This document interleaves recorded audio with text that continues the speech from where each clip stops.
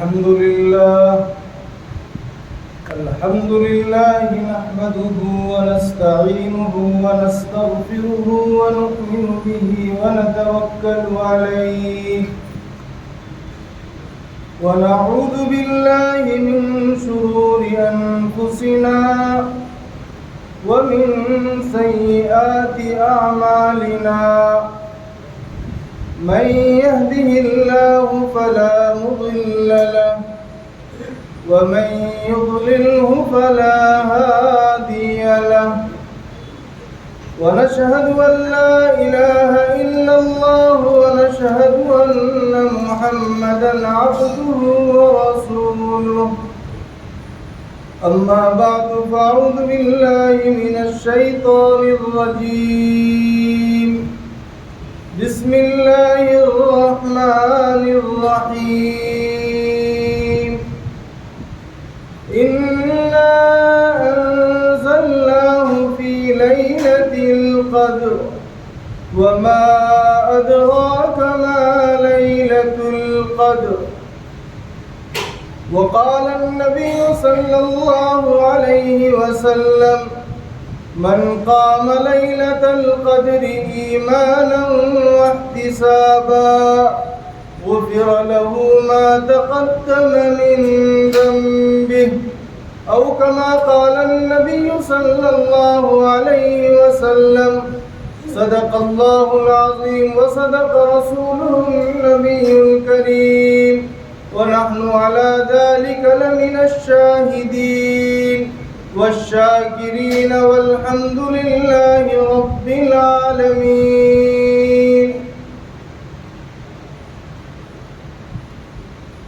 بزرگان محترم، دینی بھائیو، اللہ تبارک و تعالی نے ایک مرتبہ پھر ہم سب کو محض اپنے فضل و کرم سے رمضان المبارک کی یہ 27ویں رات نصیب فرمائی ہے. آج کی رات جس میں ہم اور آپ جمع ہیں، یہ کوئی معمولی رات نہیں. اس میں ایک ساتھ 3 فضیلتیں جمع ہیں. پہلی فضیلت تو یہ ہے کہ یہ رمضان کا مہینہ پچھلے 11 مہینوں کا سردار ہے. سب سے بڑی فضیلت یہ رمضان کا مہینہ ہے. دوسری فضیلت ہو سکتا ہے کہ شب قدر بھی ہو. شب قدر یہ تمام راتوں کی سردار ہے. جیسے رمضان کا مہینہ 11 مہینوں کا سردار، ویسے ہی شب قدر تمام راتوں کی سردار ہے. اور تیسری فضیلت ابھی تینوں حفاظ نے ہمارے سامنے اللہ تبارک و تعالیٰ کے قرآن کو تراویح میں مکمل کیا ہے. قرآن کریم اللہ تبارک و تعالیٰ کی نازل کردہ تمام کتابوں کی سردار ہے. یہ تینوں کی تینوں فضیلتیں ابھی اس مجلس میں جمع ہیں.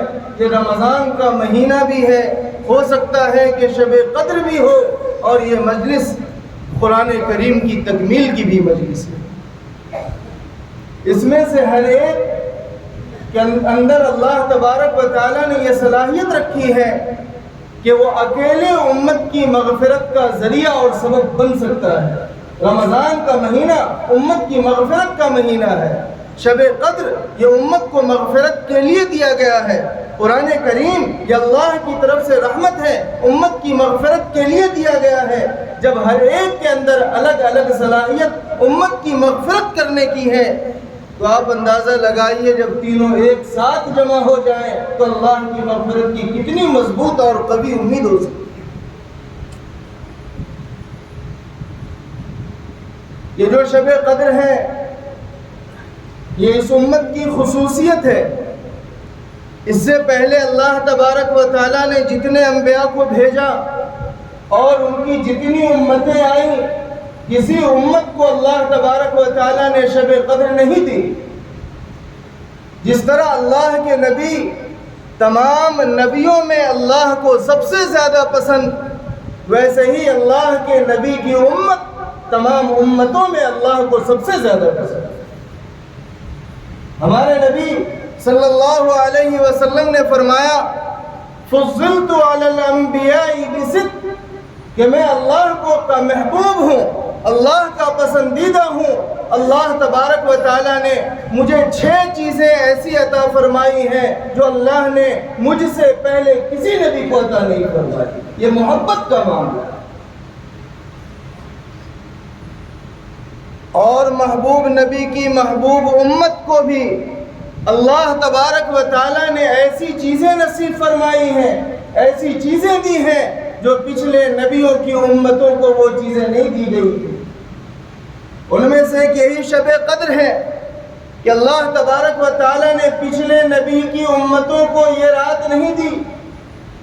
عشاء کی نماز جو بھی ہم نے پڑھی، یہ عشاء کی نماز پچھلی امتوں میں نہیں تھی، اس امت کو دی گئی ہے۔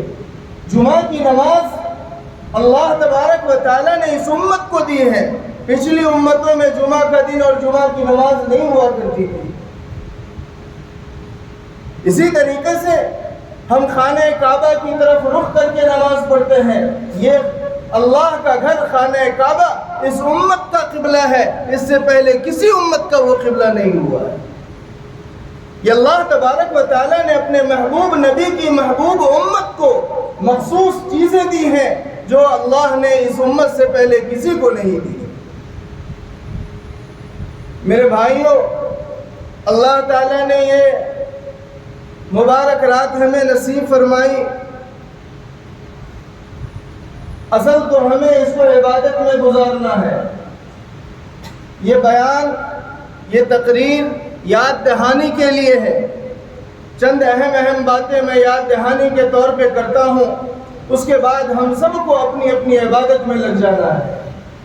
دیکھو، رمضان کا مہینہ اللہ نے مغفرت کا مہینہ دیا تھا، رحمت کا مہینہ دیا تھا، جہنم سے آزادی کا مہینہ دیا تھا، اور ساتھ ہی ساتھ آپ نے پورے رمضان کے مہینے کے 4 جمعوں میں علماء سے سنا ہوگا بیان میں کہ اللہ کے نبی علیہ السلام نے جبرائیل امین کی بددعا پر آمین بھی کہی تھی کہ وہ آدمی برباد ہو جائے کہ رمضان کا مہینہ گزر جائے اور اس کی مغفرت نہ ہو سکے۔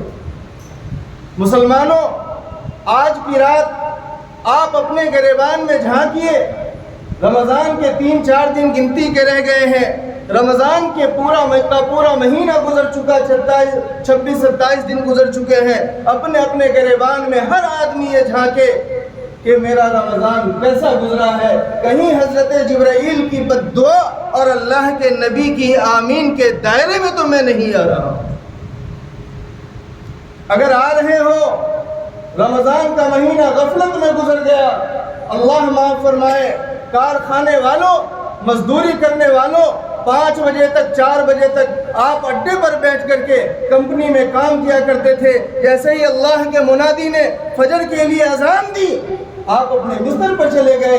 رات سے لے کر کے صبح 4 بجے تک دنیا کے لیے کام کرنا آسان ہو گیا، لیکن 5 بجے 5:15 بجے فجر کی نماز ہوا کرتی تھی۔ 15 منٹ کے لیے آپ جاگ کر کے نماز نہیں پڑھ سکتے۔ پورا مہینہ کاریگروں کا ایسے ہی گزر رہا ہے۔ اپنے گریبان میں جھانکو۔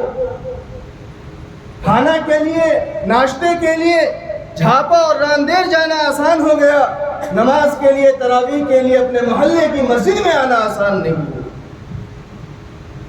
اگر ہمارا مہینہ اسی طرح گزرا ہے، اپنے گریبان میں جھانکو اور اپنے مولا کو منا لو۔ اس کے علاوہ کوئی رات اور کوئی دن آپ کو نہیں ملنے والا ہے، کوئی دوسری زندگی نہیں ملنے والی ہے۔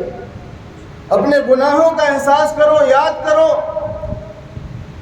ہم لوگ کہتے ہیں نا کہ وہ جوانی کا گناہ تھا، چھوڑ دو، اس کی بات مت کرو، وہ تو جوانی کا زمانہ تھا، چھوڑ نہیں دو۔ جب قبر میں پہنچو گے اللہ کے ریکارڈ میں موجود ہے. تم کہتے ہو کہ وہ جوانی کا ہے، اب تو میں بوڑھا ہو گیا. وہ بچپن کا ہے، اب تو میں بوڑھا ہو گیا. وہ تو بہت پرانا گناہ ہے، اب کی بات کرو، پرانی بات مت کرو. تمہارے نزدیک پرانی ہے لیکن اللہ کے رجسٹر میں وہ پرانی نہیں ہے، وہ نئی ہے.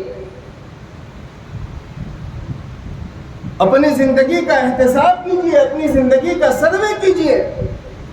صحابہ کرام رضوان اللہ علیہم اجمعین کے نزدیک یہی بات تھی. وہ اپنی زندگی کا سروے کیا کرتے تھے.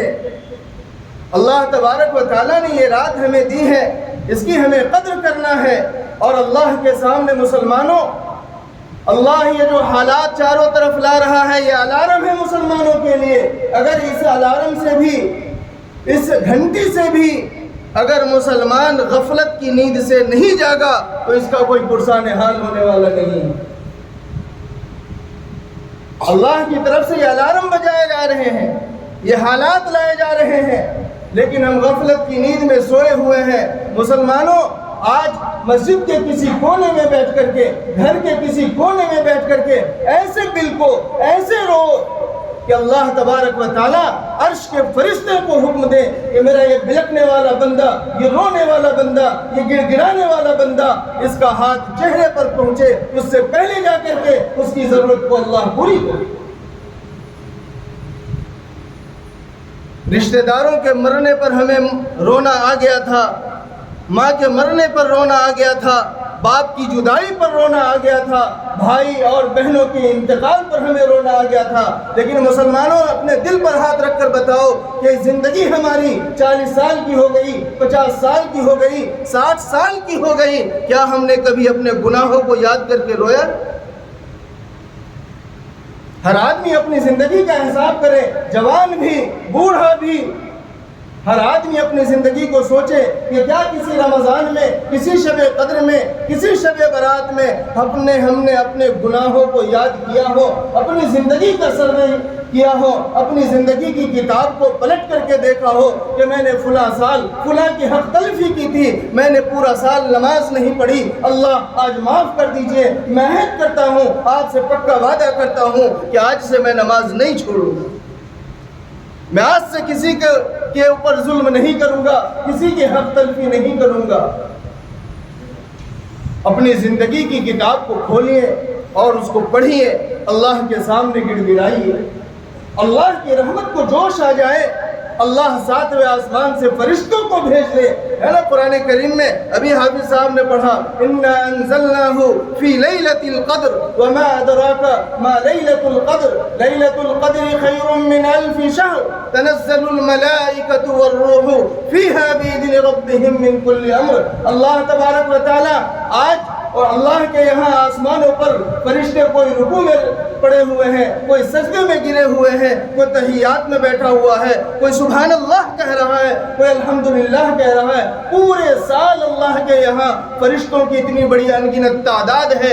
اللہ تبارک و تعالیٰ ان فرشتوں سے کہتے ہیں کہ رکوع کرنے والے فرشتوں رکوع سے اٹھ جاؤ، سجدہ کرنے والے فرشتوں آج مجھے تمہارے سجدے کی ضرورت نہیں ہے، تمہارے سبحان اللہ کی، تمہارے الحمدللہ کی، تمہارے اللہ اکبر کی ضرورت نہیں ہے. آج تم جبرائیل امین کے ساتھ زمین پر جاؤ، دنیا میں جاؤ، اور جو بندہ میرے سامنے ہاتھ پھیلائے ہے اس کی بات کو سنو، اس کی دعا پہ جا کر آمین کو. جو بندہ کسی سجدے میں رو رہا ہے، گڑ گڑا رہا ہے، اس سے جا کر کے مصافحہ کرو. اللہ تبارک و تعالی فرشتوں کے مخصوص پینل کو دنیا میں اتارتا ہے کہ ہمارے ان بندوں سے جو سجدے میں رو رہا ہو، ہمارے سامنے ہاتھ پھیلا رہا ہو، ان سے جا کر کے مصافحہ کرو. آج رکوع کی، سجدے کی، سبحان اللہ کی تمہاری ضرورت نہیں ہے. اور ہمارا کیا حال ہے؟ فرشتے آسمان سے زمین پر اور ہم مسجد سے چوراہوں پر، بازار میں، ہوٹلوں پر، دوستوں کے ساتھ، موبائل میں، ناشتے اور چائے میں. اتنی بڑی ناانصافی ہے. اللہ کو یہ بات کتنی ناگوار گزرتی ہوگی اور کتنی ناراض کرتی ہوگی کہ جن بندوں کے لیے میں نے فرشتوں کی ڈیوٹی کو چھڑوا کر کے زمین پر بھیجا ہے، وہ بندے آج مجھے ناراض کرنے والا کام کر رہے ہیں. اور یاد رکھو، جس زمانے میں اور جس جگہ میں عبادت کرنے کا ثواب زیادہ ہوتا ہے، اس زمانے میں اور اس جگہ میں گناہ کرنے کا عذاب بھی زیادہ ہوتا ہے۔ رمضان میں سنا ہوگا علماء سے، نفل کا ثواب فرض کے برابر، فرض کا ثواب 70 فرض کے برابر۔ تو جس طرح عبادت کا ثواب بڑھتا ہے، اسی طرح گناہ کا بھی عذاب بڑھتا ہے۔ اگر آپ رمضان میں ایک نماز چھوڑو گے تو وہ 70 فرض کو چھوڑنے کے برابر ہوگا۔ عام دنوں میں ایک فرض کو چھوڑنے کا گناہ ایک فرض کو چھوڑنے کا ہوگا، لیکن رمضان میں ایک فرض کو چھوڑنے کا عذاب 70 فرض کو چھوڑنے کے برابر ہوگا۔ اسی لیے ان مبارک ساعتوں کو، ان مبارک راتوں کو فضولیات میں اور اللہ کو ناراض کرنے والے کاموں میں ضائع نہ کیا جائے۔ صحابہ اکرام کی زندگی کو دیکھیے، کیسی ان کی زندگی تھی۔ ایک صحابی ہیں حضرت معاذ اسلمی رضی اللہ تعالیٰ عنہ۔ حضرت معاذ اسلمی رضی اللہ تعالیٰ عنہ سے گناہ ہو جاتا ہے۔ حضرت معاذ اسلمی اللہ کے نبی کے پاس آتے ہیں، کوئی گواہ نہیں، کوئی پکڑ کے لانے نہیں گیا، کوئی وارنٹ جاری نہیں ہوا ہے۔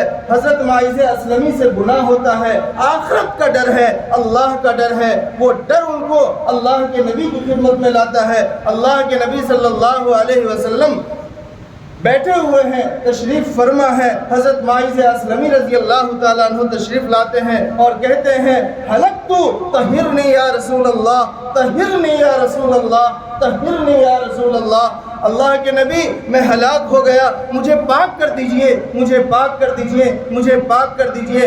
اللہ کے نبی صلی اللہ علیہ وسلم نے فرمایا کہ جاؤ استغفر وتوب الی اللہ، توبہ کرو، اللہ سے استغفار کرو۔ وہ تھوڑی دور جاتے ہیں، پھر پلٹ کر آتے ہیں، اللہ کے نبی مجھے پاک کر دیجئے، اللہ کے نبی مجھے پاک کر دیجئے، اللہ کے نبی مجھے پاک کر دیجئے۔ اللہ کے نبی نے دوبارہ فرمایا کہ استغفار اور توبہ کرو۔ حضرت معاذ اسلمی تھوڑی دور جاتے ہیں، پھر پلٹ کر کے آتے ہیں، اللہ کے نبی مجھے پاک کر دیجئے، اللہ کے نبی مجھے پاک کر دیجئے۔ اللہ کے نبی نے پوچھا کہ معاذ بات کیا ہے؟ حضرت معاذ اسلمی رضی اللہ تعالیٰ عنہ نے فرمایا کہ اللہ کے نبی مجھ سے زنا ہو گیا۔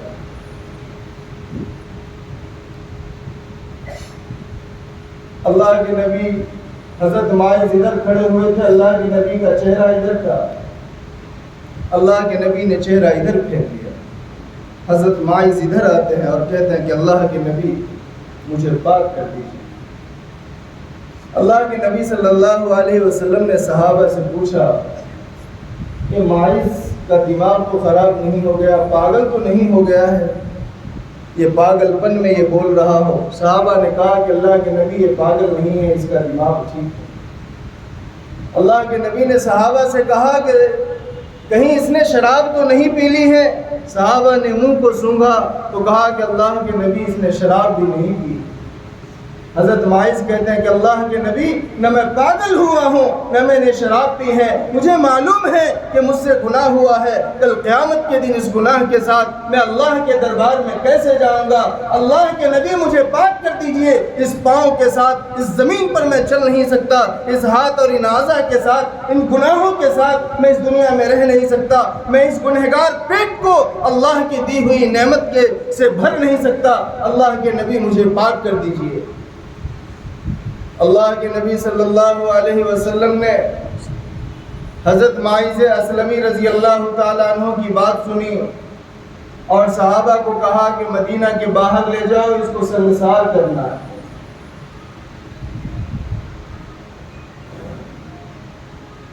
حضرت معاذ اسلمی رضی اللہ تعالیٰ عنہ کو پتھر سے، اسلام کی سزا ہے، زنا ہو جائے، شادی شدہ آدمی کوئی زنا کرے تو اس کو سنگسار کر دیا جائے۔ آخر میرے بھائیو غور کیجئے، حضرت معاذ اسلمی رضی اللہ تعالیٰ عنہ کو اللہ کی خدمت میں کون سی چیز لائی؟ کسی نے نہیں دیکھا، نہ کوئی گواہ تھا، نہ کوئی وارنٹ تھا، نہ کوئی کسی نے جا کر کمپلین کیا تھا، چغلی کیا تھا، کچھ بھی نہیں۔ حضرت معاذ اسلمی اور اللہ کے خوف نے حضرت معاذ اسلمی کو بے چین کر دیا گناہ کے بعد۔ ہم لوگ گناہ کے بعد مطمئن ہو جاتے ہیں، صحابہ کی شان تھی کہ وہ بے چین ہو اور اللہ کے نبی علیہ الصلوۃ والسلام کی خدمت میں آئے. اللہ کے نبی نے سنگسار کا حکم دیا. ان کو پتھر مارا جانے لگا, ہڈی ماری جانے لگی. خون کا ایک دھبا کسی صحابی کے بدن پر آیا, ان کی زبان سے کوئی گستاخی والا لفظ نکل گیا. اللہ کے نبی صلی اللہ علیہ وسلم نے سنا. سنتے ہی فرمایا کہ تم ماعز اسلمی کے بارے میں اس طرح کی بات کہتے ہو. ماعز اسلمی نے اللہ کے سامنے ایسی توبہ کی ہے کہ اگر اس کی توبہ کو مدینے پر تقسیم کر دیا جائے تو پورے مدینے والوں کی مغفرت ہو. یہ صحابہ کی شان تھی, یہ تو مرد تھے. روایت میں آتا ہے ایک عورت تھی امرأت غامدیہ, ان سے بھی اس طرح کی حرکت ہو گئی, زنا ہو گیا. لیکن صحابہ کی شان دیکھیں, یہاں بھی کوئی گواہ نہیں, کسی نے اللہ کے نبی کو کمپلین نہیں کیا, آ کر کے اللہ کے نبی کو بتایا نہیں. وہ عورت جانتی ہے اور اس کا اللہ جانتا ہے, لیکن عورت بے چین ہو گئی. اللہ کے نبی صلی اللہ علیہ وسلم کی خدمت میں وہ عورت آتی ہے اور آ کر کے کہتی ہے کہ اللہ کے نبی مجھ سے گناہ ہو گیا ہے, بڑا گناہ ہو گیا ہے, آپ مجھے پاک کر دیجئے, مجھ پر شریعت کی حد اور شریعت کی سزا نافذ کر دیجئے. خود آ کر کے اللہ کے نبی علیہ السلام کو بتا رہی ہے, ایک عورت صحابیہ. اللہ کے نبی صلی اللہ علیہ وسلم نے تحقیق کروائی تو معلوم ہوا کہ وہ حاملہ ہے. اللہ کے نبی علیہ السلام نے فرمایا کہ نہیں, ابھی تم کو سنگسار نہیں کیا جائے گا, اس لیے کہ اگر تم کو سنگسار کیا جائے گا تو غلطی تو تم نے کی ہے نا, پیٹ کے بچے کی کوئی غلطی نہیں ہے. اگر تمہیں مارا گیا تو پیٹ کے بچے کی بھی موت ہو جائے گی, اس لیے ابھی نہیں, جب ولادت ہو جائے, ڈیلیوری ہو جائے تب تم آنا. مسلمانوں ذرا غور سے سنو, نبی کا نام لینے والوں, نبی کی محبت کا دعویٰ کرنے والوں, ہمارے اور آپ کے نبی, پورے کائنات کے نبی, جو بچہ ابھی ماں کے پیٹ میں ہے اس کو بھی مارنا گوارا نہیں کرتے, اور انہی کے نام لینے والی امت آج ایک دوسرے کو مار رہی ہے, ایک دوسرے پر تلوار چلا رہی ہے, ایک دوسرے کے سر پھوڑ رہی ہے, ایک دوسرے پہ کوٹ اور مقدمہ کر رہی ہے. آپ جا کر کے دیکھیے پولیس اسٹیشنوں کا کیا حال ہے, آپ جا کر کے دیکھیے مقدمات اور کورٹ کا کیا حال ہے. 90% آپ کو یہ داڑھی, کرتا, ٹوپی, پیجامہ اور مسلمان اسلامی نام رکھنے والے ملیں گے. جس کے نبی نے حمل میں موجود بچے کو مارنا گوارا نہیں کیا. روایت میں آتا ہے کہ اللہ کے نبی نے جب یہ سنا تو اللہ کے نبی کا چہرہ سرخ ہو گیا اور اللہ کے نبی جذبات میں آ گئے کہ اس بچے کو کیسے مارا جا سکتا ہے. جس نبی نے حمل کے بچے کو مارنا گوارا نہیں کیا, آج اسی کا نام لینے والا ایک دوسرے پر تلوار چلا رہا. دعویٰ کرنا الگ ہے, بولنا الگ ہے, اور محبت الگ چیز ہوا کرتی ہے. ایک واقعہ یاد آیا, پڑوسی ملک کے ایک بہت بڑے مفتی صاحب مدینہ گئے, کھانا کھا کر ہڈی انہوں نے پھینک دیا. ایک چھوٹا سا بچہ, دیہاتی بدو, عرب کے جو دیہات کے لوگ ہیں مانگنے والے, چھوٹا سا بچہ آیا اور اس ہڈی کو اٹھا کر کے چوسنے لگا. مفتی صاحب نے دیکھا, بڑا رحم آیا, اس بچے کو بلایا, اس کے سر پر ہاتھ پھیرا اور کہا کہ تم غریب ہو, پریشان ہو, تمہارے پاس کھانے کا نہیں ہے, پہننے کا نہیں ہے, گھر نہیں ہے, ایسا کرو تم میرے ساتھ میرے ملک چلو, میں تمہارے کھانے کا انتظام کر دوں گا, پہننے کا انتظام کر دوں گا, رہنے کا انتظام کر دوں گا, تمہاری شادی کرا دوں گا, تمہاری تعلیم کا انتظام کر دوں گا. قربان جاؤ مسلمانوں, اس بچے کے جواب پر اس بچے نے اس بڑے مفتی صاحب کو کہا کہ مولانا آپ میرے کھانے کا انتظام کر دیں گے, پہننے کا انتظام کر دیں گے, رہنے کا انتظام کر دیں گے, تعلیم کا انتظام کر دیں گے, شادی کا انتظام کر دیں گے, لیکن میں آپ کے ملک میں نہیں جاؤں گا. کیا آپ کے ملک میں بھی یہ گنبد خضرا ہے؟ اس گنبد خضرا کے لیے میں بھوکا رہنا پسند ہے, بے گھر رہنا پسند ہے, جاہل رہنا پسند ہے, لیکن میں اس گنبد خضرا والے شہر کو چھوڑ کر کے نہیں جا سکتا۔ یہ اس بچے کا جواب تھا۔ کیسی محبت ہوگی اس بچے کے دل میں جو ہر پھینکی ہوئی ہڈی کو چوس رہا ہے لیکن مدینہ کو چھوڑنے کے لیے تیار نہیں ہے۔ یہ ہوتی ہے محبت۔ نام لینے سے، دعویٰ کر لینے سے یہ کام نہیں چلتا ہے۔ وہ عورت اللہ کے نبی صلی اللہ علیہ وسلم کی خدمت میں آئی۔ اللہ کے نبی نے کہا کہ جب بچے کی ڈیلیوری ہو جائے تب آنا۔ جب ڈیلیوری ہو گئی، گود میں اٹھائے ہوئے اس بچے کو آئی۔ اللہ کے نبی صلی اللہ علیہ وسلم، ڈیلیوری ہو گئی ہے، اب مجھے پاک کر دیجئے گناہوں سے۔ ابھی بھی اللہ کے نبی نے بلانے کے لیے نہیں بھیجا تھا، کسی آدمی کو فکس نہیں کیا تھا کہ اس کو لے کر آنا ہے، کسی کو متعین نہیں کیا، اللہ کا ڈر ان کو لے کر کے آ رہا ہے۔ اللہ کے نبی صلی اللہ علیہ وسلم نے اس بچے کو دیکھا، آنکھ میں آنسو آ گئے اور فرمایا کہ ابھی اگر تم کو رجم کر دیا جائے، سنسار کر دیا جائے تو اس بچے کو دودھ کون پلائے گا؟ جاؤ اس بچے کو دودھ پلاؤ۔ جب یہ بچہ دودھ چھوڑ دے، دانہ کھانے لگے، جب آنا تب تمہیں سنسار کیا جائے گا۔ جاتی ہے وہ عورت 6 مہینے کے بعد، بچے کو پہلے روٹی کا ٹکڑا پکڑاتی ہے اور بچے کو لے کر کے اللہ کے نبی کے پاس آتی ہے۔ اللہ کے نبی کو کہتی ہے کہ اللہ کے نبی، یہ دیکھیے اس بچے نے اب دودھ بھی چھوڑ دیا ہے، یہ روٹی کھانے لگا ہے، اب تو مجھے پاک کر دیجیے۔ میرے بھائیوں، یہ عورت جو جا رہی ہے، بار بار آ رہی ہے، یہ ہے اللہ کا خوف۔ نہ کوئی گواہ ہے، نہ کوئی عدالت ہے، نہ کوئی پولیس ہے، لیکن وہ عورت بار بار اللہ کے نبی کی خدمت میں آ رہی ہے، اللہ کے نبی مجھے پاک کر دیجئے۔ جب تیسری مرتبہ وہ عورت بچے کے ہاتھ میں روٹی کا ٹکڑا لے کر کے آتی ہے، اللہ کے نبی صلی اللہ علیہ وسلم نے کہا کہ بچے کی کفالت میں کروں گا، اور بچے کی کفالت ایک صحابی کو دے دی اور فرمایا کہ یہ یتیم بچہ ہے، اس کی کفالت تم کرو۔ اور پھر اس عورت کو ایک گڈھا کھود کر کے رکھا گیا اور وہاں اس کو رجم کر دیا گیا۔ یہ صحابی کی شان تھی، کوئی دیکھنے والا نہیں، کوئی گواہ نہیں، لیکن اللہ کا ڈر اتنا ہے کہ دنیا ہی میں آخرت کی سزا کے مقابلے میں دنیا کی سنگساری کو وہ ترجیح دیتے۔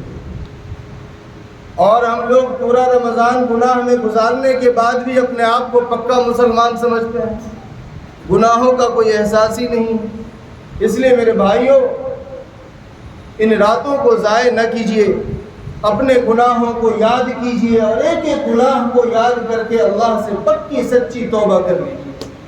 اللہ کی رحمت متوجہ ہے، اگر ہماری طرف سے طلب جائے گی تو اللہ تبارک و تعالی رحمت کی بارش برسا دے گا۔ اس لیے بے توجہی کے ساتھ اس رات کو نہ گزارے۔ دیکھو، میں اس طرح کی مجلسوں میں کہا کرتا ہوں، بہت سارے لوگ کہتے ہیں کہ جاگنے کی رات ہے، بھائی یہ جاگنے کی رات نہیں ہے۔ بخاری شریف میں روایت آئی ہے، اللہ کے نبی صلی اللہ علیہ وسلم نے ارشاد فرمایا،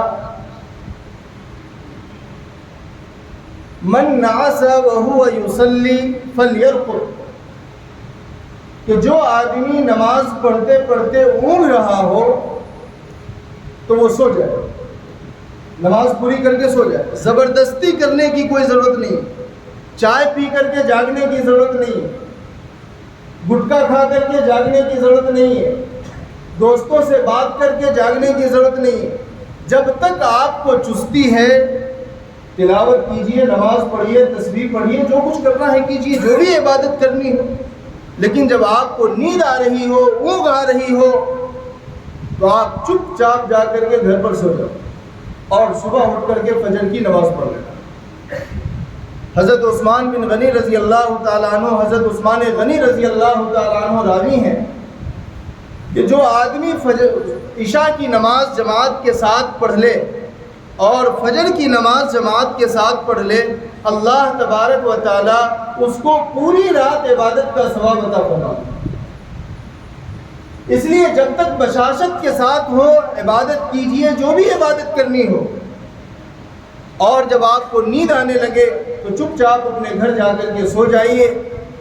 فجر کی نماز جماعت کے ساتھ پڑھ لیجئے. اس سے بہتر طریقہ ان مبارک راتوں کی قدردانی کا کوئی نہیں.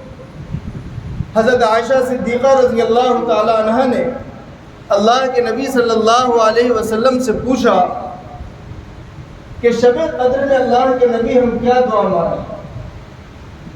اللہ کے نبی صلی اللہ علیہ وسلم نے حضرت عائشہ کو دعا سکھائی. اللہم انک عفو تحب العفو فاعف عنی. یہ دعا اللہ کے نبی علیہ السلام نے حضرت عائشہ کو سکھائی ہے شب قدر میں مانگنے کے لیے. انسان کی بہت ساری ضروریات ہیں, آپ جو دعا چاہیں مانگیں. رزق کی لائن سے, روزی کی لائن سے پریشان ہیں, اولاد کی لائن سے پریشان ہیں, صحت کی لائن سے پریشان ہیں, دنیا کے حالات کی لائن سے پریشان ہیں. ہر دعا مانگیے, لیکن ان دعاؤں کے ساتھ اللہ کے نبی کے سکھائی ہوئی جو دعا ہے, مبارک دعا, نورانی دعا, ان دعاؤں کا بھی اہتمام کرنا چاہیے. اللہم انک عفو تحب العفو فاعف عنی. میں نے شروع میں کہا کہ یہ مجلس قرآن کریم کی تکمیل کی بھی مجلس ہے. اچھا یہ بات یاد رکھو, آج تراویح میں قرآن کی تکمیل ہوئی ہے, قرآن مکمل ہوا ہے, تراویح ابھی ختم نہیں ہوئی ہے. بہت سارے لوگ اس کو سمجھتے ہیں کہ آج تراویح ختم, کل سے یہ بھیڑ نظر نہیں آئے گی. پوری بھیڑ یہ سن لو, جب تک عید کا چاند نظر نہ آ جائے اس وقت تک تراویح پڑھی جائے. تراویح سنت مؤکدہ ہے, اور تراویح میں قرآن مکمل کرنا یہ مستحب ہے. آج مستحب پورا ہوا ہے. ابھی 2-3 دن تراویح اور چلے گی, اور اگر کوئی آدمی یہ سوچتا ہے کہ تراویح ختم ہو گئی, جتنے دن وہ تراویح چھوڑے گا سنت مؤکدہ کو چھوڑنے کا گناہ ہوگا. تراویح ختم نہیں ہوئی ہے, تراویح میں قرآن ختم ہوا ہے, تراویح میں قرآن مکمل ہوا ہے. تراویح تو ابھی جب تک عید کا چاند نظر نہ آ جائے اس وقت تک تراویح چلے گی. اس لیے آج آ کر کے چھٹی ہو گئی نہیں, کس کو دھوکہ دے رہے؟ اللہ کو. آج بھیڑ اللہ کو دکھا دی اور بس ختم. دنیا کے کارخانوں میں سیٹھوں کو, مالکوں کو دھوکہ دے سکتے ہو, لیکن وہ اللہ ہر ایک پر گہری نظر رکھتا ہے, ہماری شہ رگ سے بھی قریب ہے, اس کو کوئی دھوکہ نہیں دے سکتا ہے. یہ جو اخیر کے ایام ہیں ان کی بہت زیادہ قدر کرنے کی ضرورت ہے. آپ کو میں مثال سے سمجھاؤں, آپ حضرات اکثر کارخانے اور فیکٹری اور کمپنی والے ہیں. اگر کوئی کاریگر منڈے سے, سوموار کے دن سے سنیچر تک کام کرتا ہے, اس کو ہم اتوار کے دن حساب دیتے ہیں, خرچہ دیتے ہیں. لیکن اگر کوئی کاریگر جمعہ کے دن سے آیا ہے اور جمعہ کے دن سے جمعہ سنیچر 2 دن کام کیا, اس کو بھی اتوار کو خرچہ دو گے نا. جس نے پورے مہینے کی قدردانی کی, اللہ اس کو بھی اخیر ایام میں خرچہ دے گا, اجر دے گا. اور جس آدمی نے پورے مہینے کو یوں ہی گوا دیا, لیکن جو ایام باقی ہیں انہی کی قدر کر لیجئے, اللہ جب انعام تقسیم کرے گا ان بندوں کو بھی انعام دے گا. لیکن اگر کوئی آدمی پورے مہینے تو بہت اچھی محنت کی, بہت اچھی عبادت کی, اور اخیر میں غائب ہو گیا, یہ سوچا کہ آج تراویح ختم ہو گئی ہے, اب اپنی مرضی ہے, پڑھوں تو بہت اچھا, نہ پڑھوں تو کوئی بات نہیں. تو کوئی آدمی, کوئی کاریگر آپ کے یہاں سوموار سے سنیچر تک کام کرتا ہے, اور اتوار کو جب سیٹھ صاحب خرچہ تقسیم کر رہے ہیں اس وقت وہ موجود ہی نہیں ہے, تو اس کو کوئی خرچہ ملے گا؟ اسی لیے یہ جو اخیر کے ایام ہیں ان کی بہت زیادہ قدردانی کرنے کی ضرورت ہے. عام طور پر مارکیٹنگ میں, دکان میں, کاروبار کی وجہ سے ہم لوگوں میں غفلت آ جاتی ہے. دکان والے بیچنے میں مشغول ہو جاتے ہیں, عام لوگ خریدنے میں مشغول ہو جاتے ہیں, اور شیطان غفلت ڈال دیتا ہے. شیطان بڑا ہوشیار ہے. جیسے آپ حضرات آئے ہیں, آج اکثر گھر میں کیا پکا ہوگا بھائی؟ اچھا کھانا پکا ہوگا, گوشت تو پکا ہی ہوگا. کہیں کھسی کا ہوگا, کہیں چکن ہوگا, کہیں مٹن ہوگا, کہیں پلاؤ ہوگا, کہیں بریانی ہوگی نا. یہ شب قدر سے بریانی کا کیا تعلق ہے اور گوشت کا کیا تعلق ہے؟ اللہ تعالیٰ یہ بھی دیکھتا ہے کہ کس کے گھر میں کیا پکا ہے. یہ کہیں آئے ہیں کیا؟ یا شب قدر میں اچھا کھانا پکانا چاہیے؟ بتاؤ بھائی، کہیں سنا ہے کہ شب قدر میں جس کے یہاں گوشت نہیں پکے گا اس کی مغفرت نہیں ہوگی، اور جو جتنا اچھا کھانا پکائے گا اس کو اتنی اعلیٰ درجے کی جنت ملے گی؟ نہیں۔ لیکن پھر بھی شیطان اپنا حصہ لگا دیتا ہے، نہیں سمجھتے ہو؟ جب اچھا کھانا پکا ہے تو آدمی کھائے گا بھی زیادہ، اور جب کھائے گا زیادہ، پانی زیادہ پیے گا تو نیند بھی زیادہ آئے گی، اور پھر وہ سو جائے گا، کچھ بھی عبادت نہیں کرے۔ یہ شیطان حصے لگا دیتا ہے۔ اس لیے میرے بھائیوں، شیطان کے بہکاوے میں نہیں آنا ہے۔ اللہ تبارک و تعالیٰ نے جو مبارک راتیں دی ہیں اس کی ہمیں قدر کرنی ہے۔ الحمدللہ ان تینوں حافظوں نے، کیا نام ہے آپ کا؟ سلیم، حافظ سلیم صاحب، آپ کا عارف، حافظ عارف صاحب، اور مولانا عمران صاحب، تینوں حافظوں نے الحمدللہ قرآن پورے مہینے محنت کی۔ حافظوں کا مقام و مرتبہ اللہ کے نبی کی نظر میں کیا تھا؟ آج ہم لوگوں نے اپنے گھروں میں حفظ اور حافظوں کی اہمیت کو، عظمت کو بتانا چھوڑ دیا۔ اس لیے مسلمانوں کی گھر کی لڑکیاں یہ کہتی ہے کہ میں مولانا سے شادی نہیں کروں، مرتد ہو رہی، ہندو سے شادی کرنا گوارا ہے، لیکن کہتی ہے داڑھی والے سے شادی نہیں کروں گی، اس لیے کہ اس نے اپنے گھر میں کبھی داڑھی والا دیکھا ہی نہیں۔ داڑھی کی عظمت ہماری ماؤں بہنوں کے دل میں پیدا ہی نہیں ہوئی۔ قرآن کی عظمت ہم نے اپنے ماؤں بہنوں بیٹیوں کے دل میں پیدا ہی نہیں کی۔ جب عظمت پیدا نہیں کی تو آج اس کا نتیجہ یہ ہو رہا ہے کہ وہ کہتی ہے کہ میں حافظ سے نکاح نہیں کروں گی، مولانا سے نکاح نہیں کروں گی، داڑھی والے سے نکاح نہیں کروں گی، ہاں ہندو سے نکاح کر لوں گی۔ کیوں؟ وہ مالدار ہے، ہم نے پیسے کی عظمت بیٹھائی ہے نا، دولت کی عظمت بیٹھائی نا۔ مولوی غریب ہے اور وہ ہندو مالدار ہے، بڑا بزنس مین ہے، تو یہاں نہ کہتی ہے وہاں ہاں کہتی ہے۔ جو تم نے عظمت بیٹھائی اسی کا رزلٹ آج سامنے آ رہا ہے۔ اللہ کے نبی صلی اللہ علیہ وسلم اس امت کے سب سے پہلے حافظ ہے، اور آپ کے نظر میں حافظ کا مقام و مرتبہ کیا ہے؟ غزوہ احد آپ نے سنا ہوگا، ایک جنگ ہوئی تھی غزوہ احد کے نام سے، اس میں بہت سارے صحابہ شہید ہو گئے تھے۔ قبر کھودی گئی، الگ الگ قبر کتنوں کے لیے کتنی کھودی جائے، تو لمبی قبر کھودی جاتی، اور دو صحابی کو جو شہید ہوئے ایک ساتھ ایک قبر میں رکھا جاتا ہوں۔ اللہ کے نبی صلی اللہ علیہ وسلم نے وہاں پر یہ اہتمام فرمایا کہ جو صحابی حافظ قرآن ہوتے ان کو آپ قبر میں پہلے اتارتے، اور جو حافظ قرآن نہیں ہوتے ان کو آپ بعد میں اتارتے۔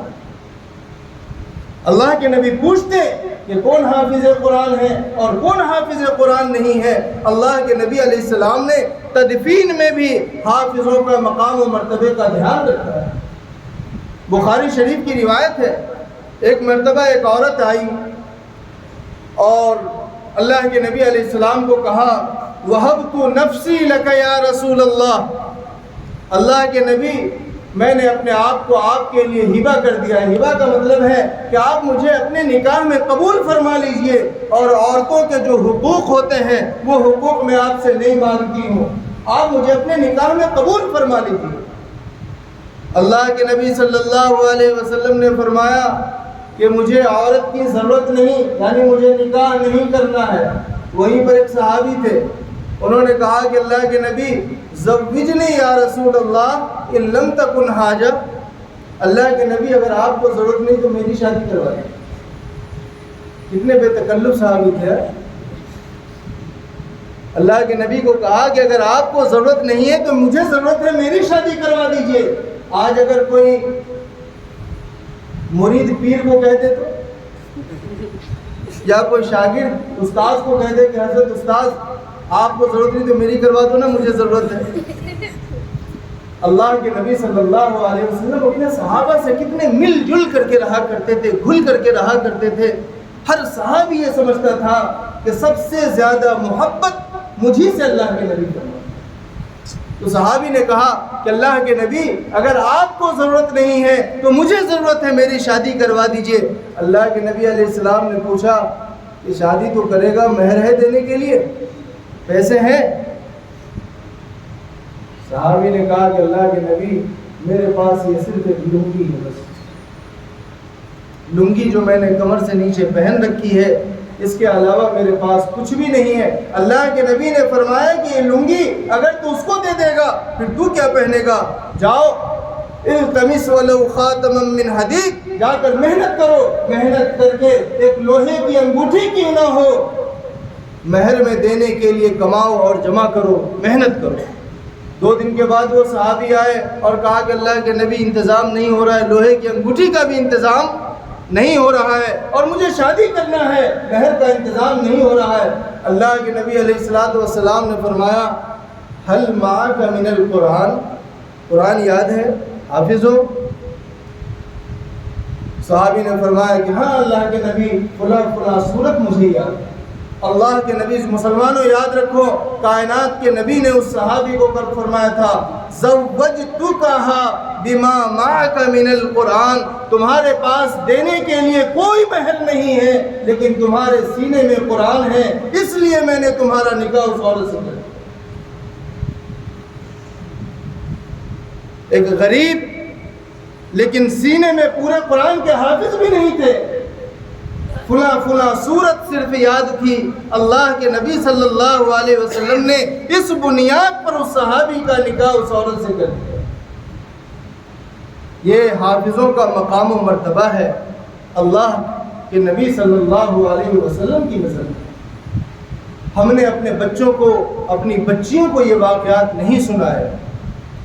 آج ہمارے بچے، دنیا ایسی ہمارے اوپر سوار ہو گئی ہے کہ مدرسے جانا ہی نہیں چاہتے۔ میں یہ نہیں کہتا ہوں کہ اسکول کی تعلیم نہیں دینی چاہیے، تعلیم دینی چاہیے، ضروری ہے، لیکن دنیا میں ایسا مشغول نہیں ہونا چاہیے کہ آدمی دین ہی کو بھول جائے۔ اسکول کی تعلیم میں ایسا مشغول نہیں ہونا چاہیے کہ بچوں کے ذہن سے، بچیوں کے ذہن سے مدرسے کی تعلیم کی عظمت ختم ہو جائے، مدرسے کی تعلیم کو نفرت کی نظر سے دیکھنے لگے۔ ایسا نہیں ہونا چاہیے۔ دنیا تو گزرتی ہے، گزر جائے گی، جنہوں نے پڑھا ہے ان کی بھی گزر جائے گی، جنہوں نے نہیں پڑھا ہے ان کی بھی گزر جائے گی۔ میرے بھائیو، اصل مسئلہ آخرت کا ہے۔ یہ جو بچے حافظ قرآن ہیں، جنہوں نے آج تراویح پڑھائی ہے، ان کے بارے میں احادیث میں کتنی فضیلت آئی ہے۔ اللہ کے نبی صلی اللہ علیہ وسلم نے فرمایا کہ ہر مرنے والے کے جسم کو مٹی کھا جاتی ہے، لیکن حافظ قرآن کے جسم کو اللہ نے مٹی کے لیے حرام کرا، نہیں کھا سکتی۔ اتنے واقعات سنے کہ لاش نکالی گئی، ایسا لگتا ہے کہ زندہ لاش ہے، آج دفنایا گیا ہے۔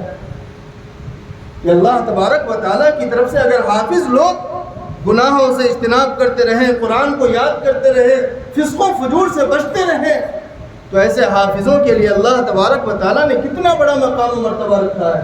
ایک حدیث میں تو اللہ کے نبی علیہ السلام نے فرمایا لِحَامِلِ الْقُرْآنِ دَعْوَةٌ مُسْتَجَابَةٌ، کہ جو حافظ قرآن ہے وہ جس کے لیے دعا کر دے گا اللہ اس کی دعا رد نہیں کرے گا۔ یہ کیوں نسبت ملی ہے؟ قرآن کی وجہ سے۔ دنیا کا کوئی آدمی ہو، کسی کا اس کا MLA MP سے کانٹیکٹ ہو جائے، اس کا تعلق ہو جائے، تو وہ اپنے محلے میں سینہ ایسا کر کے چلتا ہے، میرا کیا بگاڑے گا، میرا تو اس سے تعلق ہے۔ اور حافظ قرآن کا اللہ کے کلام سے تعلق، ان کو ذلیل نہ سمجھو۔ اللہ کے نبی نے فرمایا من اکرمہم اکرم اللہ ومن اہانہم اہان اللہ، کہ جو ان کا اکرام کرے گا اس نے اللہ کا اکرام کیا، کیونکہ اللہ کے کلام کو انہوں نے سینے میں محفوظ کیا ہے، اور جنہوں نے ان کو توہین کی نظر سے دیکھا اس نے گویا کہ اللہ کی توہین کی، اللہ کی تذلیل کی، اس نے نعوذ باللہ۔ اس لیے میرے بھائیوں، اپنے بچوں کے سامنے، اپنے گھر میں، اپنی فیملی میں ان چیزوں کی عظمت کو بیان کرنا چاہیے، تاکہ ہمارے محلے میں، ہمارے گھر میں، ہمارے بچوں کے اندر قرآن کریم کے حفظ کرنے کی رغبت پیدا ہو۔ علماء نے لکھا ہے کہ حافظ قرآن پر جادو کا اثر نہیں ہوتا ہے۔ جن کے سینے میں قرآن محفوظ ہے، اللہ ان پر جادو کا اثر نہیں ہونے دیتا۔ کوئی کتنا بڑا بھی جادو کر لے، اللہ تبارک و تعالیٰ ان پر جادو کا اثر نہیں ہونے دیتا ہے. اس لیے انہیں حفاظ کرام کی قدر کرنا چاہیے. ان کا احسان ہے. پورے مہینے انہوں نے ہمیں کیا پڑھایا بھائی؟ تراویح پڑھا. ہم افطار کر کے چلے جاتے تھے ہوٹل پر چائے پینے کے لیے، اور یہ کہاں کونے میں بیٹھ جاتے تھے قرآن لے کر. ہم افطار کر کے مارکیٹ چلے جاتے تھے پیس پہنچانے کے لیے، پیس لانے کے لیے، اور یہ بیچارے قرآن لے کر کے بیٹھ جاتے تھے. فجر پڑھ کے ہمیں بہت نیند آنے لگتی تھی، ہم چلے جاتے تھے سونے کے لیے، اور یہ قرآن لے کر کے بیٹھ جاتے تھے یاد کر کے. دنیا کا کوئی آدمی ہمارا ذرا سا تعاون کر دے، ذرا سی مدد کر دے، تو ہم اس کو تھینک یو اور شکریہ کہتے کہتے نہیں تھکتے. اور انہوں نے پورے مہینے محنت کر کے اتنی بڑی عبادت ہم سے ادا کروائی. یہ حافظوں کی کیا قدر و قیمت ہے.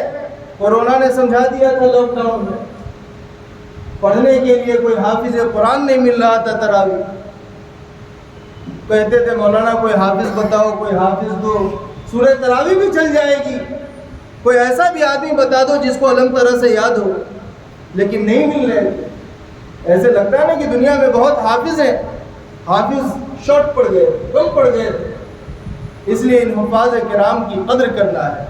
اور قدر کرنے کی دو شکل ہوتی ہے. ایک شکل تو یہ کہ منہ سے کہہ دو کہ ہاں مجھے بہت محبت ہے، مولانا بہت اچھے ہیں، حافظ صاحب بہت اچھے ہیں. ایک قدر یہ ہے.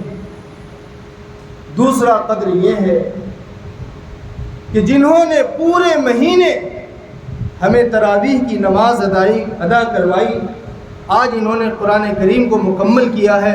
دعا کے بعد ہم ان سے ملے بغیر ویسے ہی اٹھ کے نہ چلے. ہمارا اخلاقی فرض ہے، اور اللہ کے کلام کی تعظیم ہے. ان کے سینے میں اللہ کا کلام ہے. پورے مہینے ہم نے ان کے پیچھے تراویح پڑھی ہے. آج ان سے ملے بغیر ہم منہ موڑے گیٹ کھول کر کے ویسے ہی چلے جائیں، بڑی ناانصافی. ہم نے ان کے پیچھے پورے مہینے تراویح پڑھی ہے. ان سے ہم مصافحہ کریں، ہم ان سے دعائیں لیں، اور ان سے مل کر کے جائیں. اور میں تو کہتا ہوں علماء نے جو مسئلہ لکھا ہے نا کہ تراویح کا معاوضہ جائز نہیں ہے، بالکل صحیح مسئلہ ہے. معاوضہ اجرت جائز نہیں ہے، لیکن ہدیہ تو جائز ہے نا. ہدیہ تو جائز ہے. آپ ان حفاظ کرام سے مصافحہ کیجئے. اللہ نے آپ کو جو بھی توفیق دی ہو آپ ان کے ہاتھ میں پکڑا دیجئے. دینے والا جانے، لینے والا جانے، اور ان دونوں کا اللہ جانے. اللہ کے کلام کی تعظیم ہے. ہو سکتا ہے کہ آپ نے جو آج اللہ کے کلام کی تعظیم کی وجہ سے ان کو ہدیہ دیا. ہدیہ میں عظمت ہوتی ہے. ہم کسی بڑے کو ہدیہ دیتے ہیں، ان کے کلام اللہ کی وجہ سے، حافظ قرآن ہونے کی وجہ سے جو ہم نے ہدیہ دیا ہے، کل قیامت کے دن جب یہ بہت سارے لوگوں کی سفارش کر رہے ہوں گے، ہو سکتا ہے کہ ہماری بھی ان کو یاد ہے. معمولی نہ سمجھیں. روایت میں آیا کہ ایک آدمی جہنم کا فیصلہ ہو چکا ہوگا، فرشتے اس کو جہنم کی طرف لے جا رہے ہیں. جہنم میں جاتے ہوئے راستے میں اس کو ایک آدمی پر نظر پڑے گی جس کے لیے جو جنت میں جا رہا ہوگا. وہ کہے گا کہ رکو. اس کو یاد آئے گا کہ تم وہی ہو نا جس کو میں نے دنیا میں ایک مرتبہ ایک گلاس پانی پلایا تھا. وہ آدمی بھی کہے گا ہاں، ایک مرتبہ میں بہت پیاسا تھا اور پیاس سے میری جان جا رہی تھی. تم وہی شخص ہو جس نے مجھے پانی پلایا تھا. وہ کہے گا کہ دیکھو میرے لیے جہنم کا فیصلہ ہو گیا ہے، تم اللہ سے، اللہ نے تمہارے لیے جنت کا فیصلہ کر دیا ہے، تم اللہ سے میرے لیے سفارش. وہ آدمی وہیں سے جائے گا، اللہ تبارک و تعالیٰ سے سفارش کرے گا اور کہے گا کہ اے اللہ، آپ نے میرے لیے جنت کا فیصلہ فرمایا ہے، میں اس وقت تک جنت میں نہیں جاؤں گا جب تک کہ اس ایک گلاس پانی پلانے والے کو بھی جنت میں تو نہ بھیج، یا تو اس کے ساتھ بھی مجھے جہنم میں بھیج دے. میں اس وقت تک جنت میں نہیں جا سکتا جب تک تو اس کے لیے جنت کا فیصلہ نہیں کر دیتا. اب ظاہر ہے کہ اللہ کسی جنتی کو جہنم میں تو نہیں بھیج سکتا ہے. اللہ تبارک و تعالیٰ کی رحمت کو جوش آئے گا اور اللہ تبارک و تعالیٰ اس جہنم کے جس کا فیصلہ جہنم کا ہو گیا تھا اس آدمی کو بھی مغفرت فرما دیں گے اور کہیں گے کہ جاؤ تم اپنے ساتھی کو بھی لے کر کے جنت میں چلو.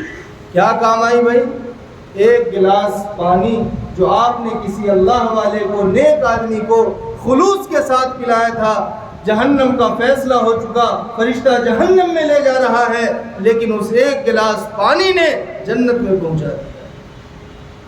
اس لیے میرے بھائیوں، نیک لوگوں کی، علماء کی، حافظوں کی قدردانی کیجئے. اور فی الحال یہ تینوں کے تینوں حافظ ہیں، ان کی قدردانی ان کے خاندان کی وجہ سے نہیں ہے، ان کے بیک گراؤنڈ کی وجہ سے نہیں ہے، ان کے مال و دولت کی وجہ سے نہیں ہے، ان کے عہدہ اور منصب کی وجہ سے نہیں ہے، بلکہ ان کے قرآن کی وجہ سے، ان کے سینے میں جو قرآن ہے. اس لیے میں آپ حضرات سے کہوں گا کہ آپ حضرات دعا کے بعد ویسے ہی نہ جائیں، ہر آدمی ان سے مصافحہ کیجئے، ان کی حوصلہ افزائی کیجئے.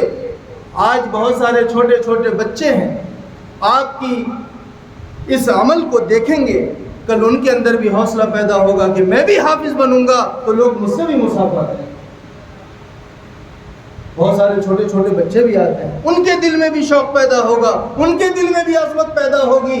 کتنا بڑا معاملہ ہوگا، لوگ بچے حافظ بنیں گے اور علماء کا اور حفاظ کا ایک وقار پیدا ہوگا. اس لیے آپ حضرات دعا کے بعد ان حافظوں سے مصافحہ کیجئے، اور اللہ نے آپ کو جو توفیق دی ہے وہ آپ ان کو مصافحہ میں تینوں حافظوں کو دیجئے، اور اس طرح دیجئے کہ آپ جانتے ہو، لینے والا جانتا ہو اور آپ کا اللہ جانتا ہو.